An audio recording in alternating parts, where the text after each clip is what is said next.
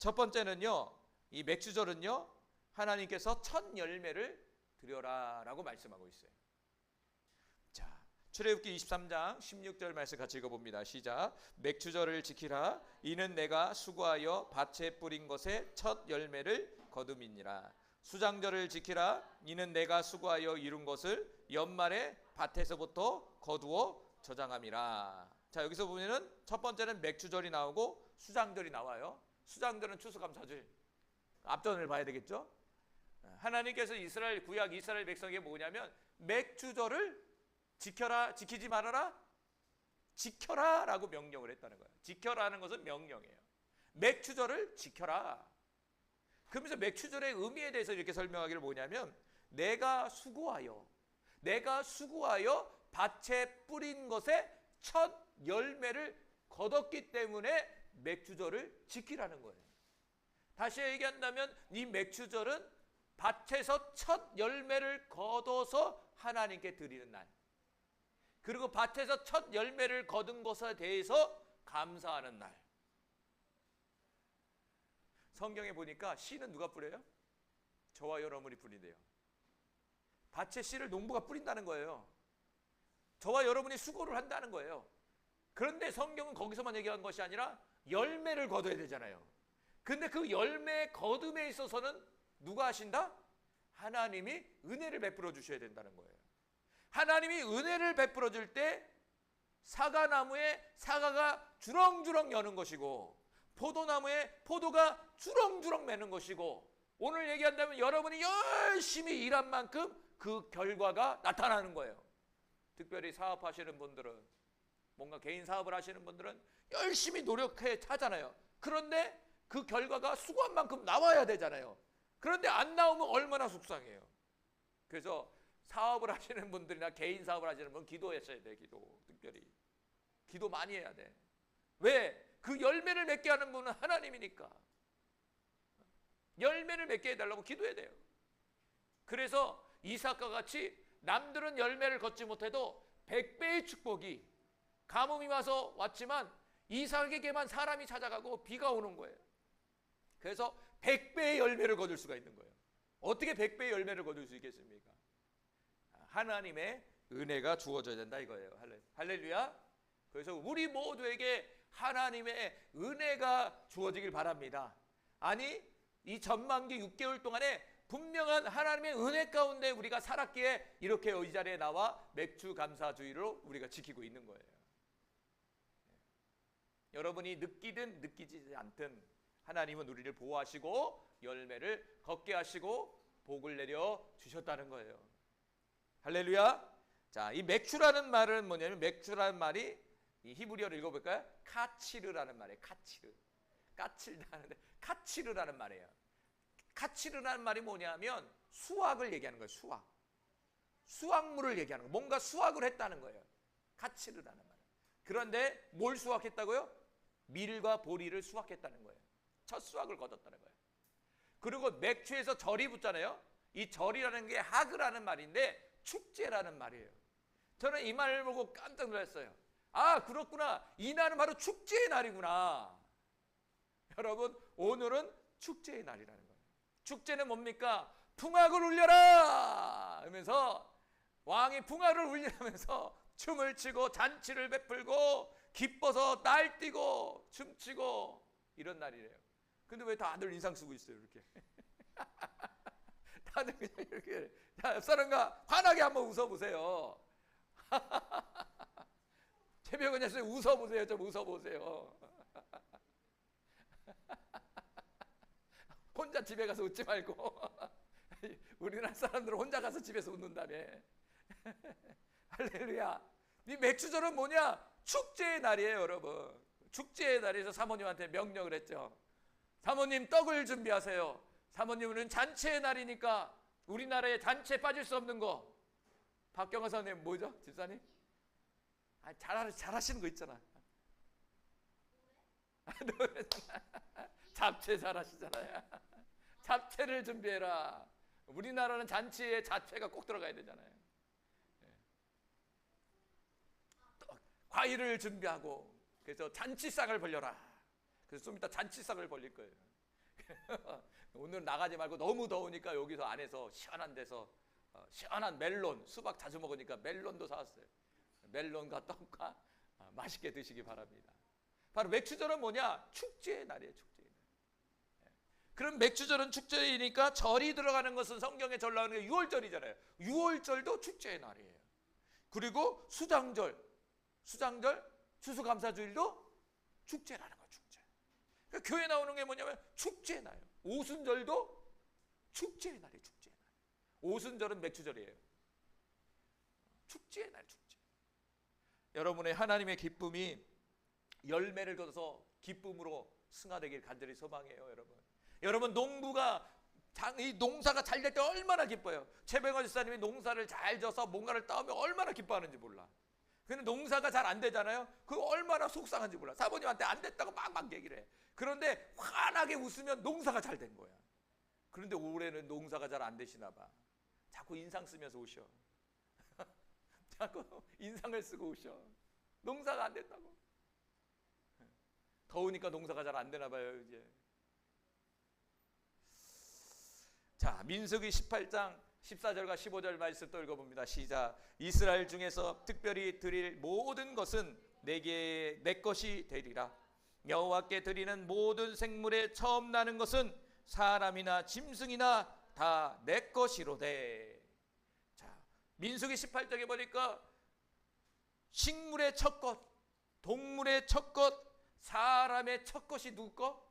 하나님의 것이라는 거예요. 다시 말한다면 하나님께 감사하라는 거예요. 대표성을 얘기하는 거예요.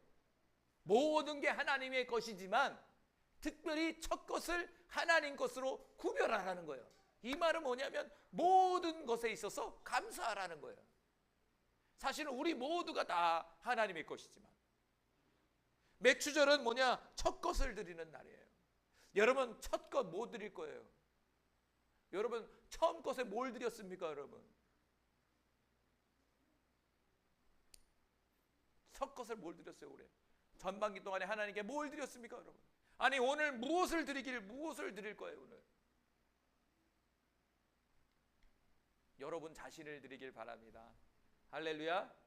오늘 여러분의 자신을 드리세요. 뭐 물질 헌신보다도 내가 제물이 돼서 여러분을 하나님께 첫 것으로 드릴 수 있는 우리 모두가 되길 간절히 소망해요. 그래서 오늘 본문에는 하나님의 것이다.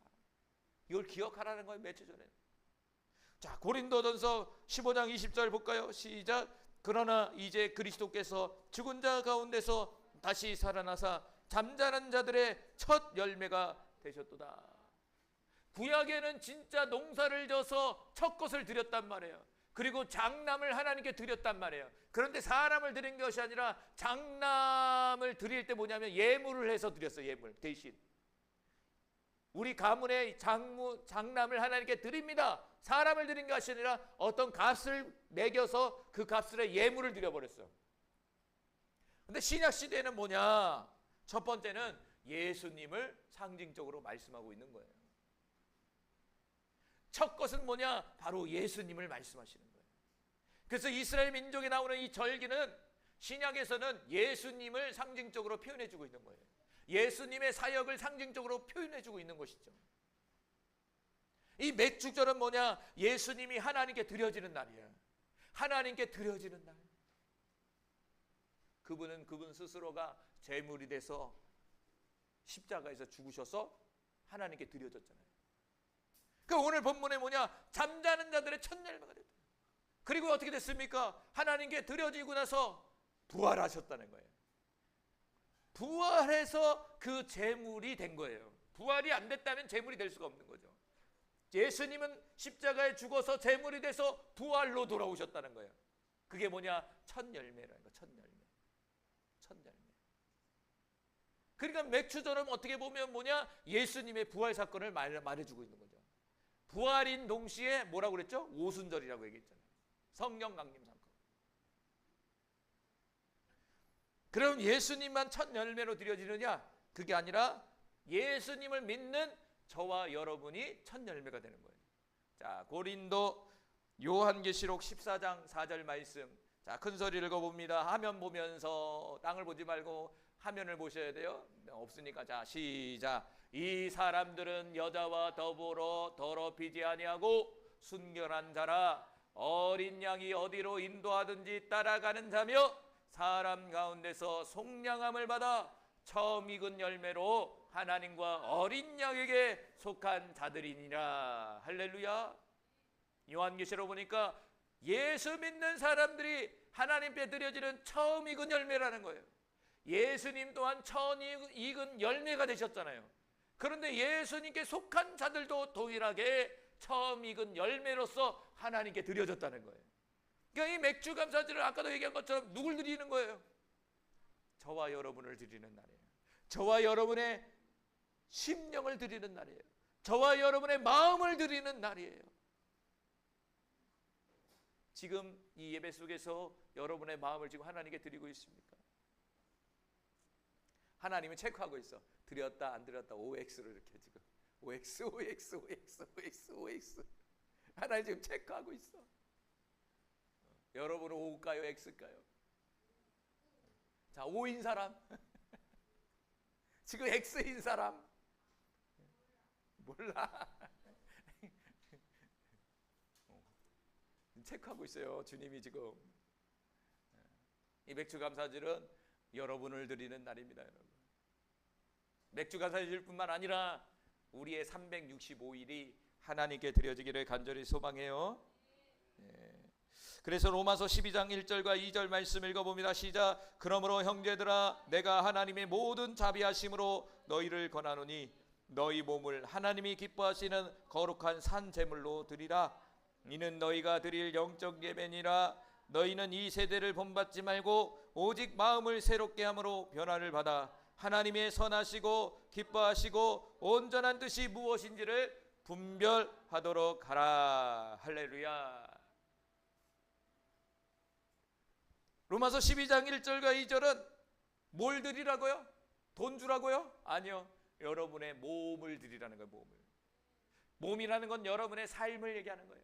여러분의 삶을 하나님이 기뻐하시고 거룩한 산 제물로 드려야 되는 거예요. 신약시대에는요. 여러분의 삶의 제물이 돼서 거룩한 제물이 돼서 그분 앞에 드려져야 된다는 거예요. 날마다.